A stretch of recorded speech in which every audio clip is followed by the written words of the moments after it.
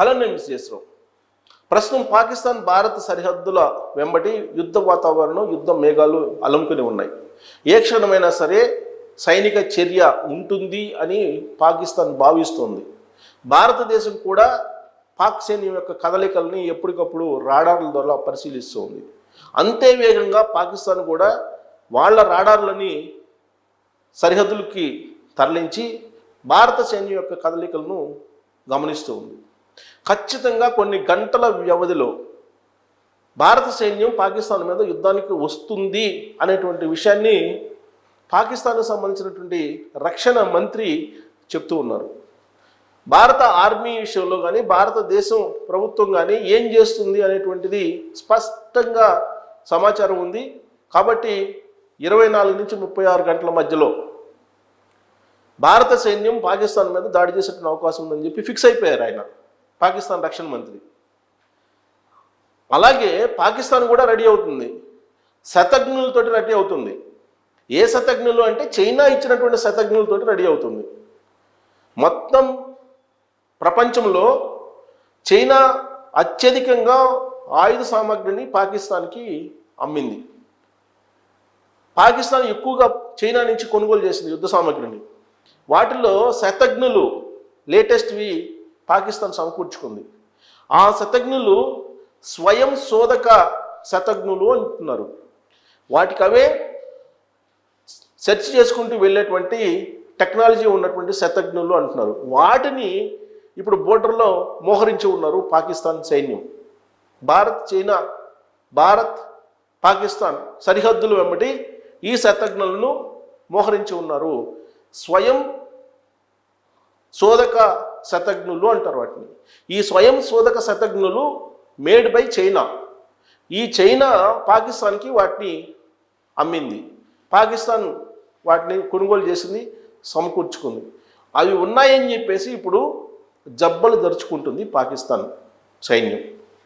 మరోవైపు పాకిస్తాన్ సైన్యంలో ఉండేటువంటి కమాండర్లు కొంతమంది, అలాగే పాకిస్తాన్ ఆర్మీ జనరల్, వీళ్ళందరూ కూడా బంకర్లో ఉన్నారు.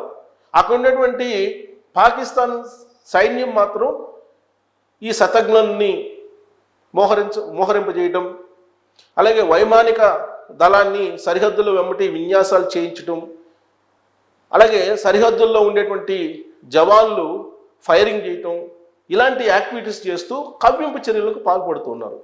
దీంతో భారతదేశం సంయమనం పాటిస్తుంది. వీటన్నిటిని గమనిస్తుంది భారతదేశం. భారతదేశ రాడార్లలో పాకిస్తాన్ సైన్యం ఏం చేస్తుంది, ఎలాంటి యాక్టివిటీస్ని చేస్తుంది, ఎలాంటి ట్రయల్స్ని వేస్తుంది అనేది స్పష్టంగా అవగాహన ఉంది. రాడార్ల ద్వారా రికార్డ్ అవుతుంది. టెక్నాలజీ పరంగా పాకిస్తాన్తో పోల్చుకుంటే భారతదేశం చాలా హై ఎండ్లో ఉంది. హై రెజల్యూషన్కి సంబంధించినటువంటి పరికరాలని వాడుతూ ఉన్నారు. పైగా ఇస్రోకి సంబంధించినటువంటి శాటిలైట్ ద్వారా కూడా ఇప్పుడు పాకిస్తాన్కి సంబంధించినటువంటి ఆర్మీ కదలికలను పసిగడుతూ ఉంది. దాంట్లో భాగంగానే లాంచ్ ప్యాడ్లని ఖాళీ చేసి వెళ్ళిపోతున్నారు ఉగ్రవాదులు. పాకిస్తాన్ సైన్యం వాళ్ళని షెల్టర్లకి తీసుకెళ్తున్నారు. పీఓకేని ఖాళీ చేసి వెళ్ళిపోతూ ఉన్నారు. పాకిస్తాన్ ఆక్రమిత కాశ్మీర్ని ఖాళీ చేసి వెళ్ళిపోయి బంకర్లో దాక్కుంటున్నారు. ఇప్పుడు బంకర్లో ఉన్నటువంటి వాళ్ళని బయటికి తీయాలంటే భారతదేశానికి, భారత సైన్యానికి ఉన్నటువంటి బోఫార్స్ శతఘ్నులని గతంలో పాకిస్తాన్ మీద ప్రయోగించి గెలిచారు. ఎప్పుడు 1999లో అప్పుడు వాజ్పేయి గారు ప్రధానమంత్రి. ఆ టైంలో జరిగినటువంటి యుద్ధంలో బోఫార్స్ శతఘ్నులను ప్రయోగించి అక్కడ పాకిస్తాన్ సైన్యాన్ని ఓడించారు. ఈవెన్ కొండ ప్రాంతంలో ఉన్నటువంటి పాకిస్తాన్ ఆర్మీ పోస్టులని ధ్వంసం చేసేసారు బోఫార్స్ శతఘ్నుల ద్వారా. సో కాబట్టి బోఫార్స్ శతఘ్నుల్ని మోహరించి ఉంది భారత సైన్యం సరిహద్దుల వెంబటి. వీటితో పాటు మిసైల్స్, విక్రాంత్ లాంటి ఓడలతో పాటు అరేబియా సముద్రంలో అనేకమైనటువంటి విన్యాసాలు భారత సైన్యం చేస్తూ ఉంది. యుద్ధ సన్నాహాలను చేసుకుంటూ ఉంది భారత సైన్యం. జల మార్గం ద్వారా, వాయు మార్గం ద్వారా, భూమార్గం ద్వారా త్రివిధ దళాలు ఒకేసారి ముట్టడించాలి, పాకిస్తాన్ని ఉక్కిరిబిక్కిరి చేయాలి, ఒకేసారి పాకిస్తాన్ని క్లోజ్ చేయాలి అనేటువంటి వ్యూహంతో ఇప్పుడు భారత సైన్యం వ్యూహాలను రచించుకుంటూ ఉంది. గతంలో ఏ విధంగా అయితే బోఫోర్స్ శతఘ్నుల్ని ప్రయోగించడం ద్వారా పాకిస్తాన్ సైన్యం మీద, పాకిస్తాన్ మీద గెలిచారో అదే తరహాలో ఇప్పుడు భారత సైన్యం బోఫోర్స్ శతఘ్నుల్ని నమ్ముకుంది. వీటికంటే హై ఎండ్గా ఉండేటువంటి శతఘ్నులు కూడా ఉన్నాయి. కానీ గత యుద్ధంలో బోఫోర్స్ శతఘ్నులు బాగా పనిచేసాయి కాబట్టి వాటిని ముందుంచి ఆ తర్వాత హై ఎండ్లో ఉండేటువంటి వాటిని కూడా రెడీ చేసి పెడుతూ ఉన్నారు. ఇంకొక వైపు గతంలో పుల్వామాలో జరిగినటువంటి దాడి, అలాగే ఇతర ప్రాంతాల్లో పార్లమెంట్లో జరిగినటువంటి దాడి, ఊరిలో జరిగినటువంటి దాడి, ఇవన్నీ కూడా ఉగ్రవాద దాడులు. పుల్వామాలో జరిగినటువంటి దాడి కానీ, పార్లమెంట్లో జరిగినటువంటి దాడి కానీ, ఊరి సెక్టార్లో జరిగినటువంటి దాడి కానీ, ఇవన్నీ కూడా ఉగ్రవాద దాడులు. ఆ ఉగ్రవాద దాడులు జరిగినప్పుడు భారత సైన్యం ఏ విధంగా రియాక్ట్ అవుతుంది అనేది పాకిస్తాన్ సైన్యానికి, పాకిస్తాన్ దేశానికి బాగా తెలుసు. అందుకే వాళ్ళు జాగ్రత్త పడుతూ ఉన్నారు. ఇప్పుడున్నటువంటి పరిస్థితుల్లో గత 3 సార్లు భారత సైన్యం ఏ విధంగా వ్యవహరించిందో అదే తరహాలో వ్యవహరిస్తుందా, లేదంటే పూర్తి స్థాయి యుద్ధానికి వస్తుందా అనేటువంటి సందేహం, అలాంటి ఆందోళన ఇప్పుడు పాకిస్తాన్లో ఉంది. పార్లమెంట్ మీద ఉగ్రవాదులు దాడి చేసినప్పుడు కేవలం సరిహద్దుల్లో ఉండేటువంటి ఉగ్రవాద సంబంధించినటువంటి పోస్టులని, ఉగ్రవాద స్థావరాలని మీద దాడి చేశారు భారత సైన్యం. ఆ తర్వాత పుల్వామా దాడి జరిగినప్పుడు ప్రతీకార చర్య తీసుకుంది, సర్జికల్ స్ట్రైక్స్ చేసి పాకిస్తాన్ అవతలకు వెళ్ళిపోయారు. పాకిస్తాన్ అవతలకు వెళ్ళిపోయి పాకిస్తాన్కి సంబంధించినటువంటి స్థావరాల్లో ఉన్నటువంటి 200 మంది ఉగ్రవాదుల్ని లేపేశారు భారత సైన్యం. దాదాపుగా ఉగ్రవాదం అంతమైపోయిందని చెప్పి అనుకున్నారు. ఆ తర్వాత ఊరి సెక్టార్లో జరిగినటువంటి ఉగ్రవాద దాడి తర్వాత సేమ్ అదే తరహాలో భారత సైన్యం రియాక్ట్ అయింది. అంటే ఉగ్రవాదులను మాత్రమే టార్గెట్గా చేసుకొని భారత సైన్యం ఇప్పటి వరకు కూడా రియాక్ట్ అయింది 3 సార్లు ఉగ్రవాద దాడి జరిగిన సందర్భంలో. ఈసారి కూడా అలానే ఉంటుందా అంటే అలా ఉండదు అని చెప్పి అంచనా వేస్తున్నారు. కారణం ఏంటంటే ప్రస్తుతం ప్రధానమంత్రిగా నరేంద్ర మోడీ గారు ఉన్నారు. సర్జికల్ స్ట్రైక్ తోటే ఉగ్రవాదులు సగం లేపేశారు. మరి సర్జికల్ స్ట్రైక్స్ కంటే కూడా బలమైనటువంటి భారత సైనిక చర్య దిగితే పాకిస్తాన్ పరిస్థితి ఏంటి అనేది పాకిస్తాన్ సైన్యంలో ఉన్నటువంటి ఆందోళన ఇప్పుడు. అందుకే చైనాకు సంబంధించినటువంటి సపోర్ట్ తీసుకుంటున్నారు, టర్కీకి సంబంధించినటువంటి సపోర్ట్ తీసుకుంటున్నారు. ప్రపంచంలో ఉండేటువంటి పెద్ద దేశాలు, అగ్రదేశాలు మాత్రం భారతదేశానికి అండగా ఉన్నాయి. ఈవెన్ ఐక్యరాజ్య సమితి కూడా ఇప్పుడు భారతదేశానికి అండగా ఉంది.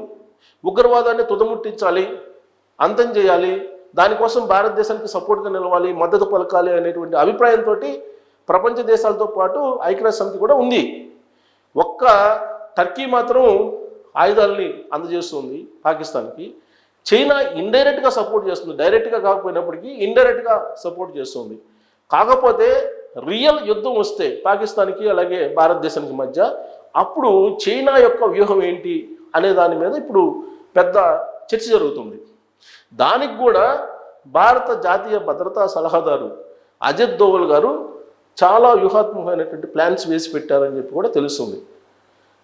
ఇండైరెక్ట్గా పాకిస్తాన్కి సపోర్ట్ చేస్తున్నప్పటికీ కూడా భారతదేశాన్ని కాదని పాకిస్తాన్కి డైరెక్ట్గా సపోర్ట్ చేసిన అవకాశం చైనాకి లేదు అని చెప్పి అజిత్ దోవల్ జాతీయ భద్రతా సలహాదారు దౌత్య సంబంధాలు, విదేశాంగ విధానాన్ని పరిశీలించిన తర్వాత ఒక అభిప్రాయానికి వస్తున్నారు.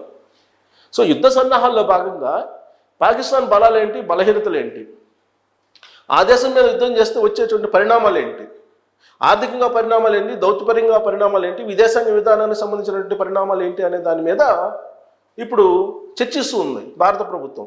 అలాగే త్రివిధ దళాలకు సంబంధించిన అధిపతులు కూడా సమీక్షిస్తూ ఉన్నారు. అజిత్ దోవల్ ఆయన కూడా నిశ్చితంగా పరిశీలిస్తూ ఉన్నారు. సో ఇలాంటి పరిస్థితుల్లో పూర్తి స్థాయి యుద్ధం అనేది చాలా వరకు ఉండకపోవచ్చు, కానీ పాక్షిక యుద్ధం గత 3 సార్లు చేసినటువంటి దాడుల కంటే కూడా ఈసారి తీవ్రమైనటువంటి దాడులు పాకిస్తాన్ మీద ఉండేటువంటి ఛాన్సెస్ ఉన్నాయి అనేది ఢిల్లీలో ఉన్నటువంటి హడావుడిని బట్టి మనం అవగాహన చేసుకోవచ్చు. సో ఇలాంటి పరిస్థితుల్లో యాక్చువల్గా భారతదేశానికి పాకిస్తాన్కి ఉన్నటువంటి యుద్ధ సామగ్రి ఏంటి, సైన్యం ఏంటి అనేది ఒకసారి చూద్దాం.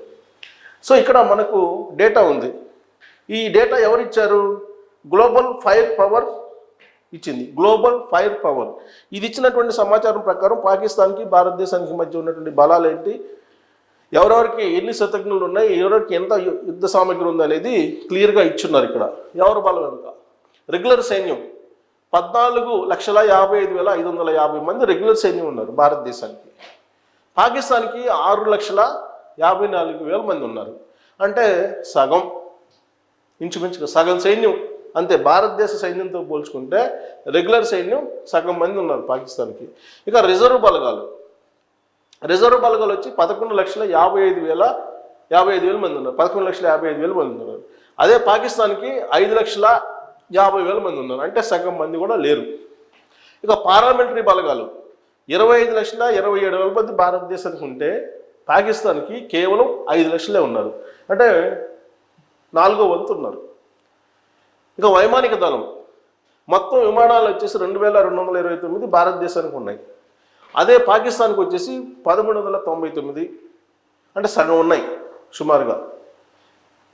ఇక ఫైటర్ విమానాలు 513 ఫైటర్ విమానాలు ఉన్నాయి. పాకిస్తాన్కి 328 మాత్రమే ఉన్నాయి ఫైటర్ విమానాలు.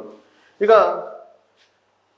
రవాణా విమానాలు 270 ఉన్నాయి. పాకిస్తాన్కి 64 మాత్రమే ఉన్నాయి. ట్రైనర్ విమానాలు 351 ఉంటే భారత్కు, పాకిస్తాన్కి 565 ఉన్నాయి, ఎక్కువ ఉన్నాయి. ట్రైనర్ విమానాలు మాత్రం ఎక్కువ ఉన్నాయి పాకిస్తాన్కి. హెలికాప్టర్లు భారతదేశానికి 899 ఉంటే పాకిస్తాన్కి 373 ఉన్నాయి. ట్యాంకర్ విమానాలు 6 ఉన్నాయి భారతదేశానికి, 4 పాకిస్తాన్కి ఉన్నాయి. ఆర్మీ యుద్ధ ట్యాంకులు వచ్చేసి 4,201 ఉన్నాయి యుద్ధ ట్యాంకులు. పాకిస్తాన్కి వచ్చేసి 2,627, అంటే సగం ఉన్న యుద్ధ ట్యాంకులు. సెల్ఫ్ ప్రొఫైల్డ్ ఆర్టిలరీ అంటే ఎందుకని నేను చెప్పాను, స్వయం శోధక అని. సెల్ఫ్ ప్రొఫైల్డ్ ఆర్టిలరీ ఇవి 100 ఉన్నాయి భారతదేశానికి. పాకిస్తాన్కి 662 ఉన్నాయి, ఇక్కడ ఎక్కువ ఉన్నాయి. ఇక టోడ్ ఆర్టిలరీ ఇవి 3,975 ఉన్నాయి. పాకిస్తాన్కి 2,625 ఉన్నాయి. మొబైల్ రాకెట్ ప్రొజెక్టర్స్ 264 ఉన్నాయి. పాకిస్తాన్కి 600 ఉన్నాయి. ఆర్మ్డ్ వెహికల్స్ భారతదేశానికి 1,48,594 ఆర్మ్డ్ వెహికల్స్ ఉంటే పాకిస్తాన్కి 17,516 ఉన్నాయి. అంటే ఆల్మోస్ట్ 1వ వంతు, అంటే ఆల్మోస్ట్ దీంట్లో పోల్చుకుంటే చాలా తక్కువ ఉన్నాయి. ఇక నౌకాదళం వచ్చేసి సముద్రాల్లో మొత్తం యుద్ధ నౌకలు 293 ఉన్నాయి. యుద్ధ నౌకలు పాకిస్తాన్కి 121 ఉన్నాయి. విమాన వాహక నౌకలు 2 ఉన్నాయి. విమాన వాహక నౌకలు పాకిస్తాన్కి 0. ఇప్పుడు అందుకే INS విక్రాంత్ అనేది అరేబియాలో హల్చల్ చేస్తుంది. దాన్ని చూసి పాకిస్తాన్కి చోట్ల పడుతున్నాయి. ఇక జలాంతర్గాములు ఇవి భారతదేశానికి 18 ఉన్నాయి, పాకిస్తాన్కి 8 మాత్రమే ఉన్నాయి. సో ఇది కంపేర్ చేస్తే కనుక భారతదేశానికి అలాగే పాకిస్తాన్కి ఉన్నటువంటి ఆయుధ సంపత్తి అలాగే బలగం. ఇక భారత ఆర్మీ ఆయుధ పరంగా రవాణా పరంగా పాక్ ఆర్మీ కంటే చాలా బలమైంది. భారత నౌకాదళంతో పోలిస్తే పాక్ నౌకాదళం ఎప్పుడు చాలా బలహీనమే. నౌకాదళం అంటే సముద్ర మార్గం నౌకాదళం. అయితే వాయుసేన పరంగా పాక్ సంఖ్యాబలంలో వెనకబడి ఉన్నప్పటికీ నాణ్యత శిక్షణలో భారత్ కంటే కొంత ముందంజలో ఉండేది. వాయుసేన కొంచెం శిక్షణలో ముందుంది భారతదేశం కంటే కూడా పాకిస్తాన్. 1990 తర్వాత భారత్ ఆ లోటుని చాలా వరకు అధిగమించింది. సుఖోయ్ 30 రాఫెల్ వంటి విమానాన్ని సమకూర్చుకోవడం ద్వారా పాకుకు అందనంత ముందంజలో నిలబడింది. సో వాయు మార్గంలో కూడా వాయుసేన కూడా ఇప్పుడు బలపడింది పాకిస్తాన్ కంటే. 1990 వరకు కొంత బలహీనంగా ఉండేది భారతదేశం, ఇప్పుడు బలపడింది రాఫెల్ వచ్చిన తర్వాత, సుఖోయ్ 30 రాఫెల్ వచ్చిన తర్వాత. కానీ గత 10 ఏళ్ళుగా ఒక్క యుద్ధ విమానాన్ని కొనుగోలు చేయకపోవడం, ఉన్న విమానాలు పాతబడి రిటైర్ అయిపోవడం, స్వదేశీ తేజస్ యుద్ధ విమానాలు తయారీ నత్తనడకన సాగుతుండడం వల్ల భారత్ యుద్ధ విమానాల సంఖ్య తగ్గిపోయింది. అటు పాక్ ఇటు చైనా 2 దేశాలతో ఒకేసారి యుద్ధం వస్తే ఎదుర్కోవడానికి భారత్ వద్ద 42 స్క్వాడ్రన్ల, అంటే ఒక స్క్వాడ్రన్ అంటే సుమారుగా 18 యుద్ధ విమానాలు ఉండాలనేది రక్షణ నిపుణుల సిఫారసు. ప్రస్తుతం అది 31 స్క్వాడ్రన్లకు పడిపోయింది. దీనిపై భారత వాయుసేన చీఫ్ ఏపీ సింగ్ సైతం ఇటీవల ఆందోళన వ్యక్తం చేశారు. క్షిపణుల పరంగా పాక్ కంటే భారత్ చాలా ముందంజలో ఉండడం వల్ల ఈ లోటును కొంత అధిగమించవచ్చు. అయితే పాక్కు మద్దతు ఇస్తామని చైనా ప్రకటించినటువంటి నేపథ్యంలో రెండు దేశాలతో ఒకేసారి యుద్ధం రాని రీతిలో భారత్ తన సైనిక దౌత్య వ్యూహాలను రూపొందించాల్సి ఉంది అని చెప్పి ఎవరు చెప్పారు? ఇక్కడ గ్లోబల్ ఫైర్ పవర్ మొత్తం ఆయుధ సంపత్తిని అంచనా వేసి భారత్ యొక్క బలాలేంటి, బలహీనతలేంటి, పాకిస్తాన్ బలాలేంటి, బలహీనతలేంటి అనేది తేల్చింది. సో కాబట్టి ఇప్పుడున్నటువంటి పరిస్థితుల్లో చైనా, పాకిస్తాన్ రెండు ఒకటి కాకుండా చూసుకోవాలి. అందుకోసం దౌత్యపరమైనటువంటి సంబంధాలు, విదేశాంగ విధానం వీటిని ఇప్పుడు భారతదేశం పకడ్బందీగా చూస్తుంది. దాంట్లో మునిగి తేలి ఉన్నారు అజిత్ దోవల్. సో చైనా పాకిస్తాన్కి సపోర్ట్ ఇస్తామని చెప్పి చెప్పింది పరోక్షంగా, కానీ ప్రత్యక్షంగా యుద్ధ రంగంలోకి కనుక దిగకపోతే మొదటి ఊపులోనే పాకిస్తాన్ లేచిపోతుంది. ఒకవేళ రెండు దేశాలు కలిసి వస్తే అప్పుడు భారతదేశానికి సంబంధించినటువంటి పరిస్థితి ఏంటి అనేది ఆలోచించాల్సి ఉంటుందనేది గ్లోబల్ పవర్ ఇచ్చినటువంటి నివేదిక. సో కాబట్టి శతజ్ఞులు ఇరువైపులో మోహరించి ఉంచారు, రాడార్లు ఇరువైపులో మోహరించి ఉన్నాయి. అటు పాకిస్తాన్ సైన్య కదలికలను భారతదేశం సైన్య కదలికలను పాకిస్తాన్ అబ్జర్వ్ చేసుకుంటున్నటువంటి పరిస్థితుల్లో మరి ఈ డేటా అంతా చూసిన తర్వాత యుద్ధానికి వెళదామా లేదా దౌత్యపరంగా విదేశాంగ విధానం పరంగా మధ్యమార్గమైనటువంటి నిర్ణయంతో వెళ్దామా అనేది మీ అభిప్రాయాన్ని ట్రోల్స్ రూపంలో తెలియజేయచ్చు. Thank you.